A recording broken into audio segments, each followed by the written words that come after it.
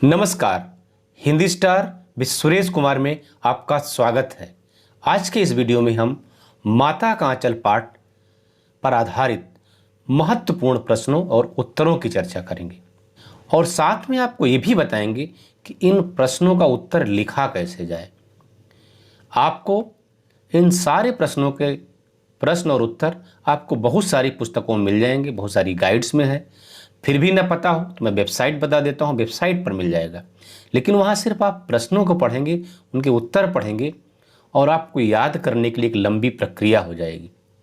लेकिन जो मैं बताऊँगा उनमें से जो बहुत ही महत्वपूर्ण प्रश्न हैं, जिनकी परीक्षा में आने की प्रबल संभावना रहती है, अत्यधिक संभावना रहती है, उन्हीं प्रश्नों को मैं यहाँ लूँगा और आपको ये बताऊँगा कि इन प्रश्नों का उत्तर लिखा कैसे जाए, इनको कैसे लिखें, और ये भी बताऊंगा एक ही प्रश्न को कैसे अलग अलग तरीके से पूछते हैं। मैं आपको ये भी बताऊंगा इस वीडियो में कि आपके इस पाठ से प्रश्न कहाँ से ज़्यादा बनते हैं।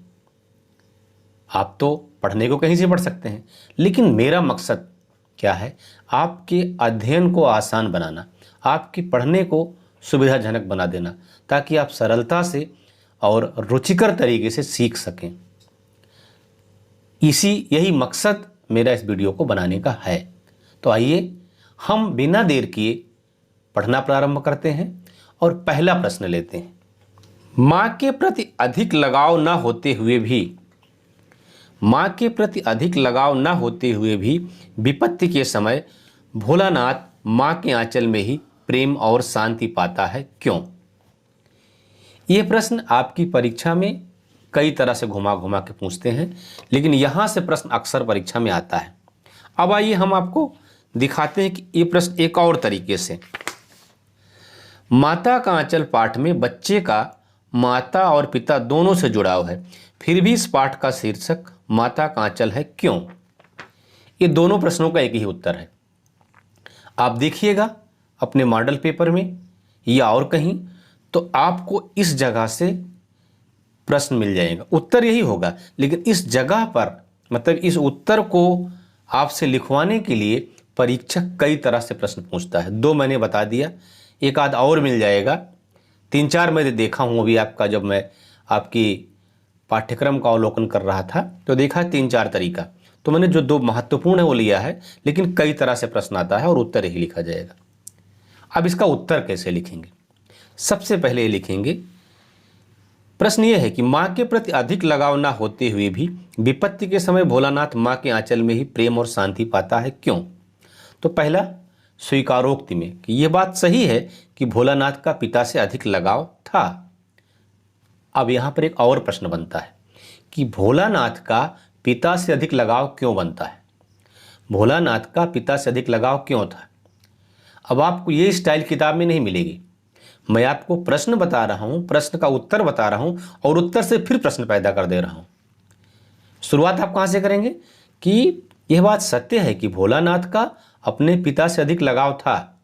अब यहीं पर मैं दूसरा प्रश्न अराइज कर रहा हूं कि क्यों लगाव था, तो उसका उत्तर यह है कि वह भोलानाथ के साथ दोस्तों जैसा व्यवहार करते थे, बड़े घुले मिले थे।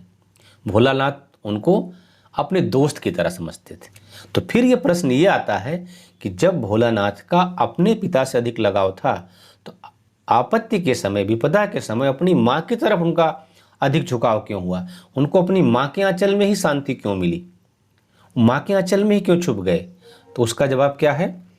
विपदा के समय, ये पॉइंट होगा, विपदा के समय, परेशानी के समय अत्यधिक प्यार की जरूरत होती है, अत्यधिक ममता की जरूरत होती है। और जो कोमलता माँ के प्यार में होती है वो पिता के प्यार में नहीं होती। पिता बेशक बहुत प्यार करता है अपने बच्चों को, लेकिन बच्चे जितना ममता, जितनी कोमलता, जितना अधिक प्यार माँ से महसूस करते हैं वो पिता से नहीं महसूस कर पाते हैं। इसीलिए भोलानाथ आपदा के समय, अर्थात जब सांप देखे डर गए, तो माँ के आंचल में छुपे, पिता के लाख बुलाने पर पिता के पास नहीं आए। पहला बिंदु होगा, भोलानाथ का अपने पिता से अधिक लगाव था। क्यों लगाव था? क्योंकि वो दोस्तों जैसा व्यवहार करते थे। इसको मैंने व्याख्या में बताया, आप और इसको बड़ा भी कर सकते हैं, लेकिन जो मैं यहाँ बिंदु बता रहा हूँ इनको मत भूलिएगा। लेकिन नहीं तो आप लोग क्या गलती करते हैं कि उत्तर आया, प्रश्न आया, जो मन आया सो उत्तर लिख दिया, और फिर टीचर का जो मन करता है नंबर दे देता है, जो उसके मुख्य बिंदु हैं उनको छोड़ देते हैं। तो पहला बिंदु इसका क्या होगा, दोस्तों जैसा व्यवहार करते थे। फिर उसके बाद विपदा के समय अधिक प्यार की जरूरत होती है, माँ के प्यार में ज़्यादा ममता होती है, और माँ के प्यार में कोमलता अधिक होती है पिता के प्यार की तुलना में। यही वजह है कि भोलानाथ विपत्ति के समय माँ के आंचल में प्रेम और शांति पाते हैं।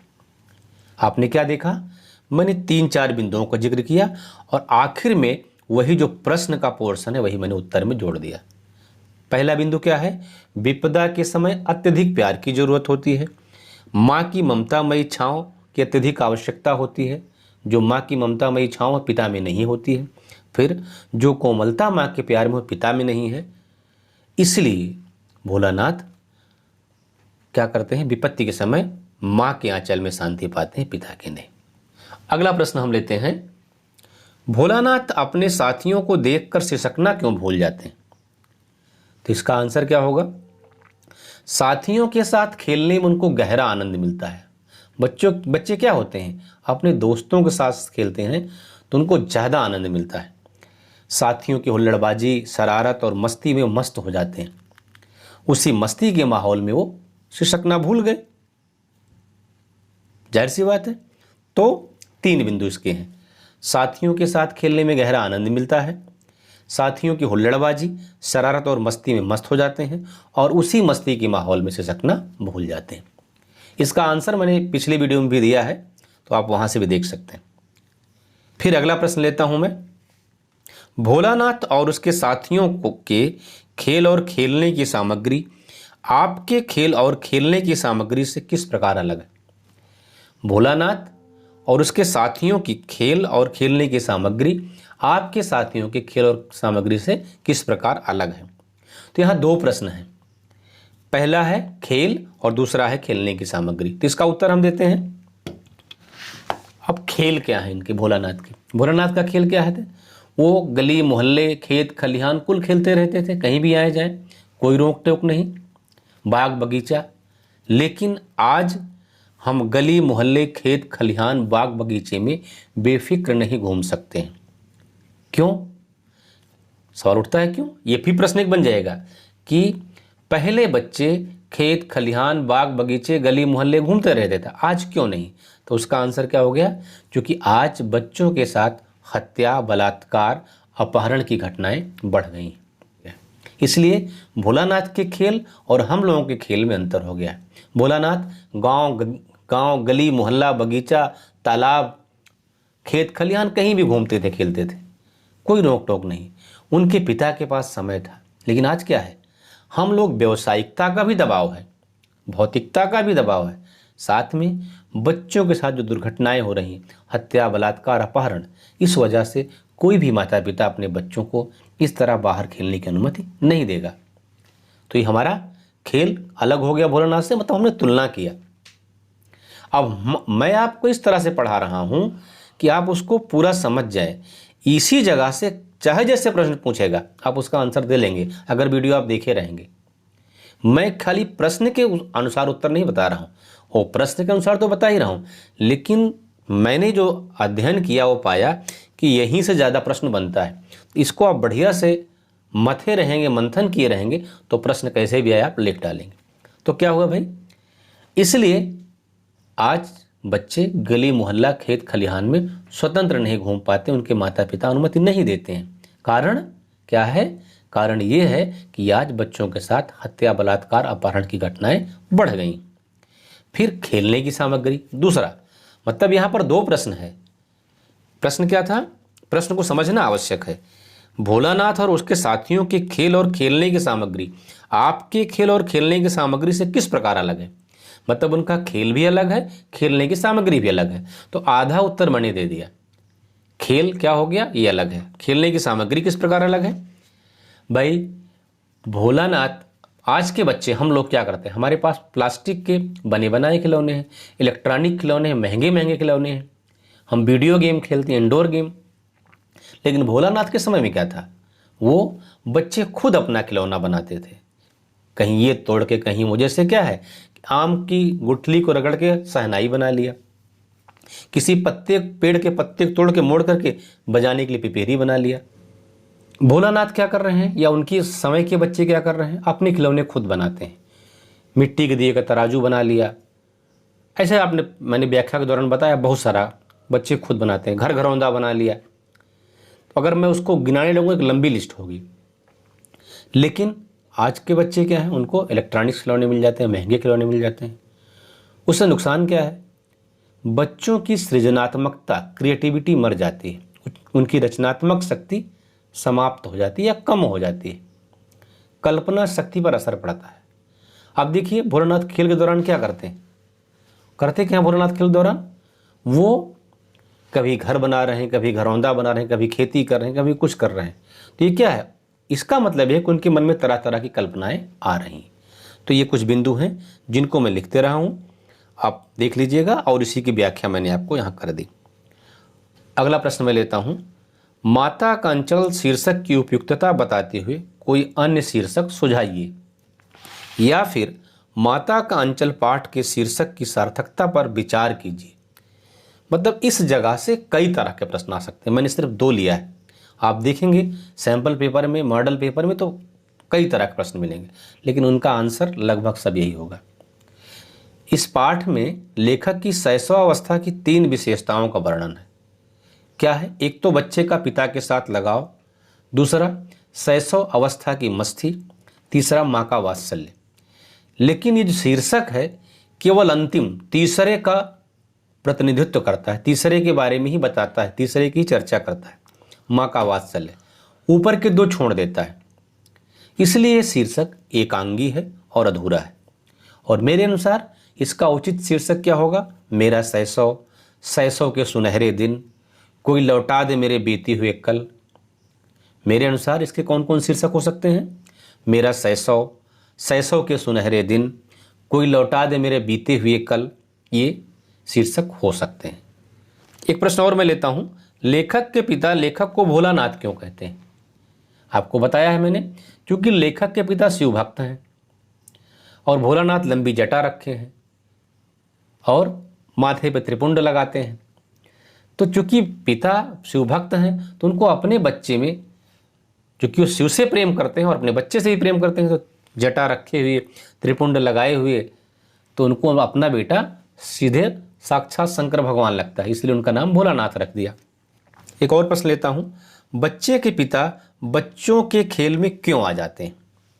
तो इसके बिंदु कौन कौन से हैं, बच्चों में गहरी रुचि और वह प्रेम, उनके खेल की सराहना और अपने मनोरंजन हेतु। मतलब इसमें कौन कौन से बिंदु हैं, भोलानाथ के पिता का बच्चों के खेल में गहरी रुचि होना, फिर उनके खेल की सराहना करने के लिए, प्रशंसा करने के लिए, और अपने मनोरंजन के लिए भी वो बच्चों के खेल में आ जाते हैं। मैंने कहा था व्याख्या के दौरान कि हमारे आपके पिता के पास उतना समय नहीं रहता है, लेकिन भोलानाथ के पिता अपने बच्चे को कितना समय दे रहे हैं, ये बड़ी अच्छी बात है, ये हम लोगों को सीखने की ज़रूरत है। तो वो क्या है कि उनका बच्चों में गहरी रुचि है, उनके खेल में रुचि है, उनकी सराहना करना चाहते हैं और खुद का मनोरंजन भी करना चाहते हैं, इसलिए वो खेल में बीच बीच में आ जाते हैं। एक और प्रश्न मैं लेता हूं, बच्चों द्वारा की गई कौन सी शरारत उन्हें महंगी पड़ी। तो 2 शरारतें हैं, एक मूसन तिवारी को चिढ़ाना, दूसरा चूहों के बिल में पानी उलीचना।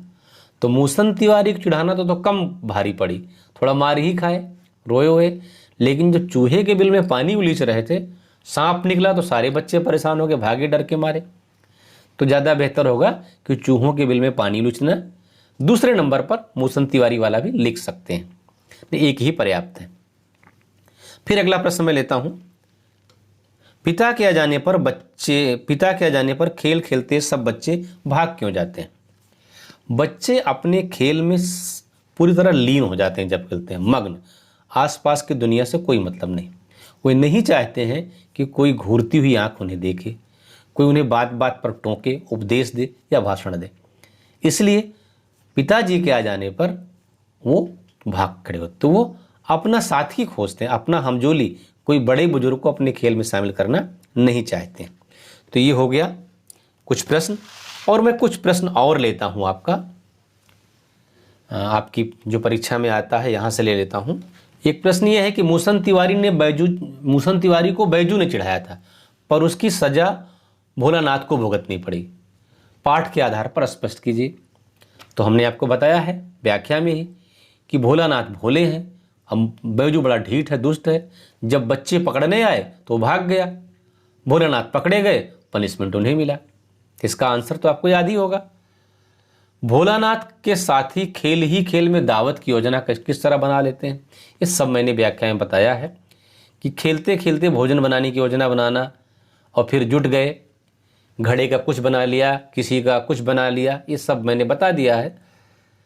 ये है ना कि मुंह का चूल्हा बनता, दिए का कढ़ाई बन जाता, ये सब व्याख्या में है। तो इतना इंपॉर्टेंट नहीं, इसको हम छोड़ देते हैं, छोड़िए। फिर एक और प्रश्न हो सकता है कि भोलानाथ और उसके साथी खेल खेल में फसल कैसे उगाते थे। तो व्याख्या बताया चबूतरे के छोर पे घिरनी गड़ गई, वहाँ से पानी खींच रहे हैं, और फिर दूसरा छोर बन गया क्या, खेत बन गया, वहाँ कंकड़ बीज बन गए, बो दिया गया, फिर फसल जल्दी पक गई, और ऊंच नीच में बई कियारी जो उपजी सो भाई हमारी कहते ये फसल काटे, और उसके बाद फसल पीटे, मतलब दवनी कर ली उसकी पाँव से कुचल के, और उसके बाद फिर क्या हुआ, वो अनाज की राशि तोल लिए और अनाज बना लिए। तो फटाफट ऐसा हो जाता है सब व्याख्या में।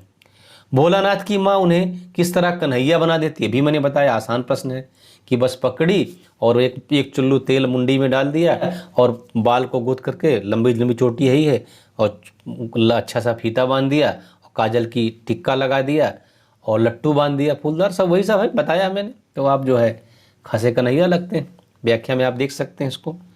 इस पाठ से जो अत्यंत महत्वपूर्ण प्रश्न हैं उनकी चर्चा मैंने इस वीडियो में की, उनको लिखने का तरीका मैंने आपको बताया। अगर आपको ये तरीका पसंद है या नापसंद है तो कमेंट करके ज़रूर बताइए। अगर वीडियो अच्छा लगा हो तो लाइक कर दीजिएगा, चैनल पे नए हो तो सब्सक्राइब कर दीजिएगा, दोस्तों को शेयर कर दीजिएगा। वीडियो देखने के लिए बहुत बहुत धन्यवाद।